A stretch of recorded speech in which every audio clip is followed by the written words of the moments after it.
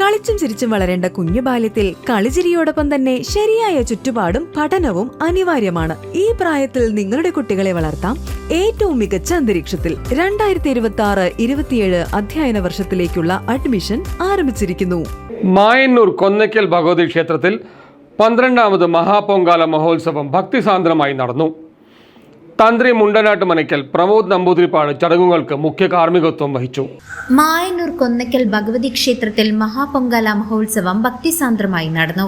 ക്ഷേത്രം തന്ത്രി ബ്രഹ്മശ്രീ മുണ്ടനാട്ട് മനയ്ക്കൽ പ്രമോദ് നമ്പൂതിരിപ്പാടിന്റെ മുഖ്യ കാർമ്മികത്വത്തിൽ നടന്ന ചടങ്ങുകളിൽ 100 കണക്കിന് ഭക്തജനങ്ങളാണ് പങ്കെടുത്തത്. രാവിലെ 5 മണിക്ക് മഹാഗണപതി ഹോമത്തോടെയും വിശേഷാൽ പൂജകളോടെയും ചടങ്ങുകൾ ആരംഭിച്ചു. തുടർച്ചയായ 12ാം വർഷമാണ് ക്ഷേത്രത്തിൽ മഹാപൊങ്കാല സമർപ്പണം നടക്കുന്നത്.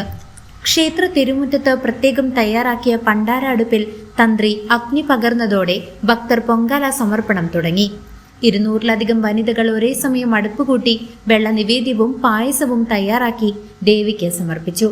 ഉദ്ദിഷ്ടകാര്യ സിദ്ധിക്കായി നടന്ന പൊങ്കാല സമർപ്പണത്തിന് പിന്നാലെ മഹാനിവേദ്യവും വിളിച്ചു ചൊല്ലി പ്രാർത്ഥനയും നടന്നു. ചടങ്ങിനോടനുബന്ധിച്ച് വാണിയംകുളം ചെറുക്കാട്ടുപുലത്തുള്ള കുടുംബം സമർപ്പിച്ച 2 ദീപസ്തംഭങ്ങളുടെ സമർപ്പണവും ക്ഷേത്രത്തിൽ നടന്നു. വൈകിട്ട് ചുറ്റുവിളക്കും ദീപാരാധനയും ആഘോഷങ്ങൾക്ക് മാറ്റുകൂട്ടി.